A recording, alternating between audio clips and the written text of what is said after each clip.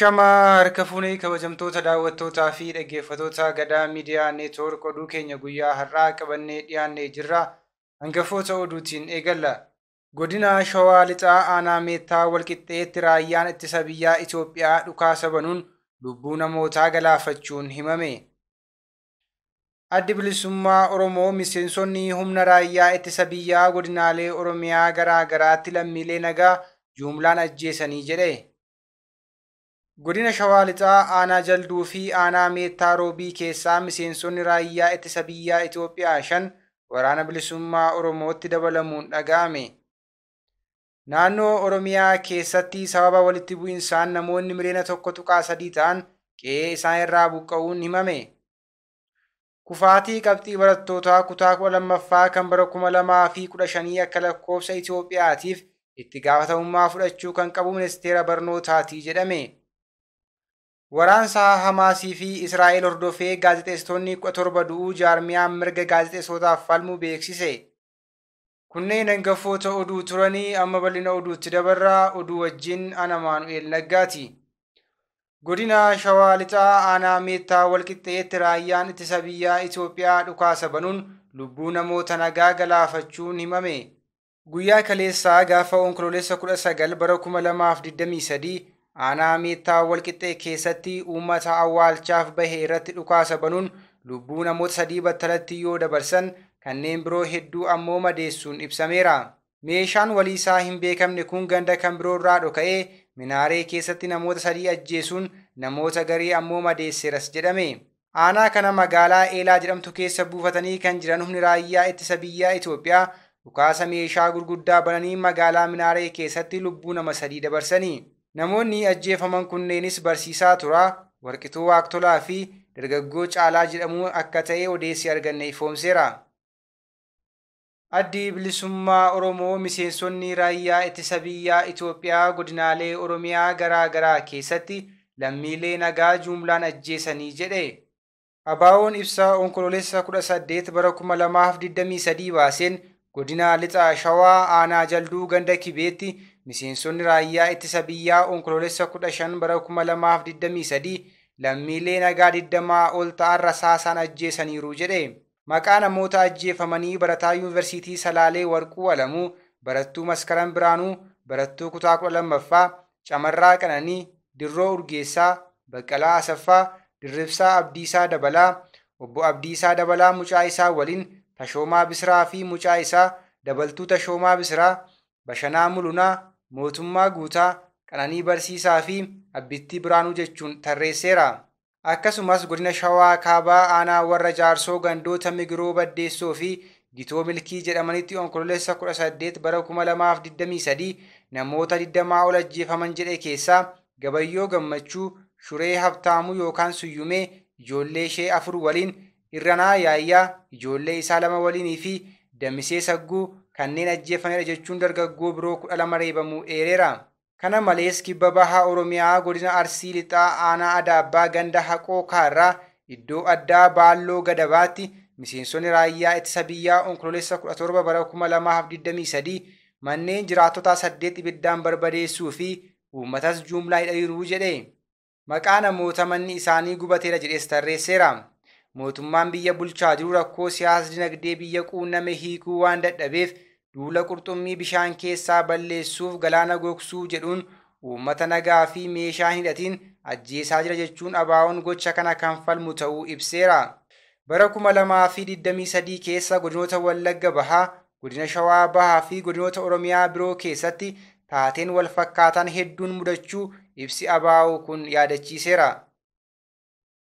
Godina Shawaa Lixaa Aanaa Jalduu fi Aanaa Meettaa Roobii keessaa miseensonni raayyaa ittisa biyyaa Itoophiyaa 5 waraana bilisummaa Oromootti dabalamuun dhaga'ame. Duula bal'aa waraana bilisummaa Oromoo qulqulleessuu jedhuun naannoo Oromiyaatti loltoota isaa bobbaasee kan jiru mootummaan Bilxiginnaa kasaaraa guddaan isa mudachaa jiraachuun himame. Akkuma kanaan dura irra deddeebiin gabaasaa turre ilmaan Oromoo utuu beekanis ta'ee hin beekin qawwee sirnichaa baachaa turan hammeenya sirnichaa hubachuun gara mooraa qabsoo bilisummaa Oromootti dabalamaa jiru.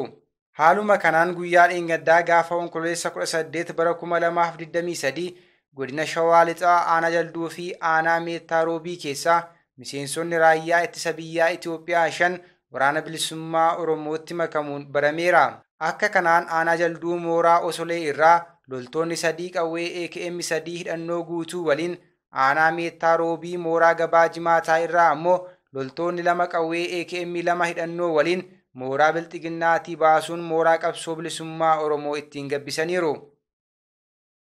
Naannoo Oromiyaa keessatti sababa walitti bu'insaatiin namoonni miliyoona 1.3 ta'an qe'ee isaan irraa buqqa'uun himame. Akka gabaasni karaa dhaabbata misooma addunyaa USAID fi CDC ba'ee agarsiisutti sababa walitti bu'insa naannoo Oromiyaa keessatti itti fufee jiruun lubbuun lammiilee hedduu darbeera. Uummanni baay'een qe'ee isaan irraa buqqa'uun faca'aniiru, qabeenyi hedduun manca'eera, hojiileen misoomaa hedduun gufataniiru, akkasumas duudhaan waliin jireenya uummataa haphateera jedha. Naannoo Oromiyaa keessatti hanga ammaatti baay'inni namoota qe'ee isaan irraa buqqa'aa jiranii miliyoona 1.3 akka ta'e gabaasni dhaabbilee kanaa himee jira. Buqqaatota galmeeffaman keessaa uummanni lakkoofsaan 859 yookaan dhibbeentaa 66 ta'an godina Wallagga Bahaa fi Lixaa keessaa qofa akka ta'e ragaan kun ni mul'isa. Baay'inni namoota qe'ee isaan irraa buqqa'anii miliyoona 1,292 fi 323 yoo ta'u, kanneen keessaa dhibbeentaa 29 yookaan 374,448 qofaatu wiirtolee da'oo yookaan bakka qubannaa argatee jira jedha gabaasni kun.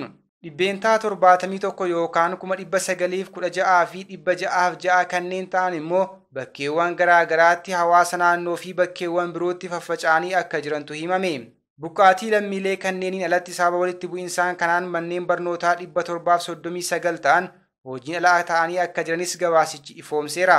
Daa'imman 210 ol ta'anis mana barumsaan ala ta'anii jirus jedhame. Barsiisonnii fi ogeeyyiin barnootaa 1,117 ta'an haga ammaatti akka hojii isaanitti hin deebinetu himame. Sababuma walitti bu'insaa kanaan meeshaaleen tajaajila fayyaa 208 guutummaa guutuutti manca'uu isaanii fi 788 immoo hangi tokko manca'uun isaanii kan gabaafame yoo ta'u, kanneen keessaa 13 hospitaalota adda addaa keessatti, kanneen hafan immoo kellaa fayyaa fi wiirtulee fayyaa keessatti akka manca'antu himame. Walitti bu'insi godinaalee Oromiyaa Lixaa fi Walakkeessaatti mootummaa Itoophiyaa fi waraana bilisummaa Oromoo gidduutti, akkasumas keessumaa godina Horroo Guduruu keessatti hidhattoota faannootiin raawwatamaa jiru badii hamaa uumee akka jiru gabaasichi addatti ni eera. Keessattuu dubartoonnii fi daa'imman balaa adda addaaf saaxilamaniiru. Taateen daa'imman akka tasaa haadhaa fi abbaa itti dhaban babal'ataa jira. Dubartoonni sababa walitti bu'insaa kanaan abbaa warraa isaanii dhaban balaa saamichaa fi gudeedamuu yookaan miidhaa koorniyaa bu'uureffatee fi miidhaa qaamaaf saaxilamaniiru jedha gabaasni dhaabbileen kunneen waloon baasan. Badiin uumame kana deebisanii dandamachiisuuf dhaabbileen mootummaa naannoo fi kan federaalaa akkasumas dhaabbilee gargaarsa biroo irraa gargaarsa hatattamaa akka barbaachisu dhaabbileen kunneen himanii jiru. Walitti bu'insichi haala walxaxaa fi haala badiin itti hammaataa deemu uumeera. Haalli kun gargaarsa qindaawaa hatattamaa barbaada. Gargaarsi kunis walitti bu'insicha furuuf marii hunda hirmaachisee fi nageenya gaafatas jedhamee jira. Dhaabbileen kunneen hojii qorannoo isaanii kanaan furmaata fudhatamuu malus akeekanii jiru. Haaluma kanaan humnoota wal waraanaa jiran gidduutti nagaa fi tasgabbiin hatattamaan uumamuu akka qabu, buqqaatonnii fi warri hawaasa keessa faca'anii jiran gara jireenya isaanii duraanitti deebi'anii qubachiifamuu qabu. Warri walitti bu'insa jiruun miidhaman gargaarsa fala dhiphinaa yookaan tarumaa fi gargaarsa xiinsammuu isaan barbaachisa. Caasaaleen hawaasaa kanneen akka manneen barnootaa, dhaabbilee fayyaa, wiirtuuleen tajaajila qonnaa jechuunis wiirtuu leenjii qonnaan bultootaa, wiirtuu agarsiisaa, oomisha biqiltuu fi warreen kana fakkaatan itti gaafatama seektoroota dhimmi ilaallatuun deebifamanii hundeeffamuu qabu. Warri bakkeewwan irraa buqqaanitti deebi'uu qaban harka qullaa waan ta'aniif deebi'anii akka qubataniif leecalloo yookaan qabeenyaan ittiin ka'umsaa jechuunis meeshaa mana keessaa itti fayyadaman, sanyii midhaanii yookaan maallaqa sanyii ittiin bitatan, sangoota qonnaa, xaa'oo, meeshaalee harkaa ittiin fayyadaman isaan barbaachisaa jedha gabaasni kun. Furmaata jedhame kana guutuuf immoo qaamni itti gaafatamummaa qaban CDCB, dhaabbilee hawaasa siivilii, biiroo buusaa gonofaa, biiroo dhimma hawaasummaa, biiroo fayyaa, mootummaa fi hawaasni hundi ga'ee isaa ba'uu qabas jedheera.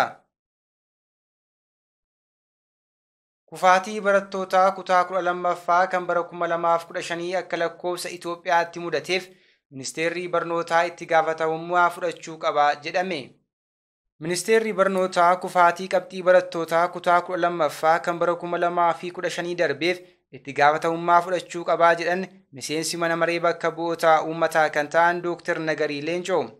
Bu'aa qorumsa biyyoolessaa kutaa 12ffaa rifaasisaa baroota walitti aanan lamaaf galmaa'ee hordofee koreen dhaabbii paarlaamaa Itoophiyaa ministeerri barnootaa gaafatamummaa akka fudhatu qorannoo walabaas akka geggeeffamu gaafate.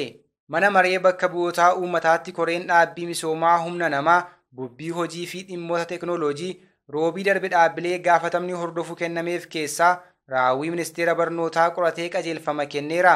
Walitti qabaa koree dhaabbii mana maree bakka bu'ootaa Dr. Nagarii Leencoo fi ministeera barnootaa Profeesar Biraanuu Naggaa waltajjii raawwii hojii dhaabbatichaa gamaggamuu irratti yaadaan walfalmaa akka turan miidiyaalee hawaasaarra deddeebi'aa tureera. Walitti qabaan koree dhaabbii karooraa fi raawwii damee barnootaa qoratuu kan ta'an Dr. Nagarii Leencoo kufaatii barattootaa kanaa salphaatti ilaaluun bira darbuun sirrii miti jechuun sababoota kufaatii kana duuba jiran beekuuf qorannoon qaama walabaa ta'een akka geggeeffamu waltajjicha irratti dubbatan. Haaluma kanaan ministeerri barnootaa ergama damee barnootaa hoogganuuf kennameef irraa kan ka'e bu'aa gadaanaa galmaa'eef gaafatama fudhachuu qabas jedhan. Baroota darban lamaan qofa barattoota qorumsa fudhatan miliyoona 1.6 ta'an keessaa muraasni qofa darbuu isaaniif sababni kenniinsa qormaatichaa jijjiiruun hanna qormaataa hambisuu akka ta'etti gabaasni dhiyaatu gahaa miti jedhan Dr. Nagariin. Kufaatii kanaaf sababa hedduun jiraachuu malu waan ta'eef ofii keenyaan dimshaashatti sababni isaa kana jennee bira darbuun hin ta'u yaadni hooggantoonni ministeerichaa kennan immoo qorannoo gadi fagoo irratti waan hundaa'e nutti hin fakkaanne kanaaf qaama walabaan haa qoratamu ejjennoo jedhu qabnaa jechuun ibsaniiru. Torbamoota dura ministeerri barnootaa Profeesar Biraanuun qorumsa biyyaalessaa bara 2015 kennameen barattoota qormaaticha fudhatan keessaa 50% fi isaa ol kan galmeessan warra qoraman keessaa 3.2 qofa ta'uu himan. Bu'aan qormaataa kun rifaatuu guddaa uume. Profeesar Biraanuu fi dhaabbata isaan hoogganan irratti komiin guddoon irratti ka'amaa jira. Waraana Hamaasii fi Israa'el gidduutti geggeeffamaa jiru hordofee gaazexeessitoonni 17 ajjeefamuu jaarmiyaan mirga gaazexeessitootaaf falmuu beeksise. Giyyibsii Guuleen daayirektarii dhaabbata garee gaazexeessitootaaf falmuu sagalee Ameerikaatti akka himanitti gaazexeessitoota du'an keessaa 13 lammiilee Faalestaayin, 3 kan Israa'elii fi 1 ammoo Libaanes akka ta'e himan. Akka carraa ta'ee gaazexeessitoonni ajjeefaman kunneen kanneen Gaazaa keessa jiranii fi Faalestaanota ta'anitti baay'atu. Garuu gaazexeessitoota ta'uu beekanii ajjeesan immoo osoo hin beekaniini kan jedhu nuti hin beekne jechuun ibsite Giyyibsiin. Garuu immoo bakkoota waraanaa akkasiitti waraana gabaasuun miidhaan jiraachuu akka malu beekamaadhas jetteetti. Itti dabaluunis yeroo ammaa kanatti gaazexeessitoonni 3 bakka buuteen isaanii hin beekamin akka jiruu fi kanneen 8 ta'an immoo madaa'anii akka jiranis himteetti dubbi himtuun kun. Kunneen warra odeeffannoo isaanii qaqqabedha malee kanneen kaanis jiraachuu malu jetteetti Giyyibsiin. Gaazexeessitoonni namoota siivilii waan ta'aniif akkaataa seera namoomaa addunyaatti mirgi isaanii kabajamuu qaba. Sababa lammummaa isaaniin ta'ee jedhamanii rukutamuu hin qabanis jechuun ergaa dabarsiteetti Giyyibsii Guuleen daayirektarri koominikeeshinii koree CPJ VOA irraa odeeffanne. Egaan kabajamtoota daawwattootaa fi dhaggeeffattoota Gadaa Miidiyaa Neetwoork oduu fi odeeffannoo dabalatee qophiilee Gadaa Miidiyaa Neetwoork kanneen biroo karaa toora YouTube chaanaalii Gadaa Miidiyaa Neetwoork subscribe laayik gochuun hordofuu hin dagatinaa jecha oduun guyyaa har'aaf qabadhee dhiyaadhee kana fakkaata ture ana wajjin sa'aatii oduutti walitti deebina. Hangasittuu qophiilee Gadaa Miidiyaa Neetwoork kanneen biroo wajjin turtii gaarii.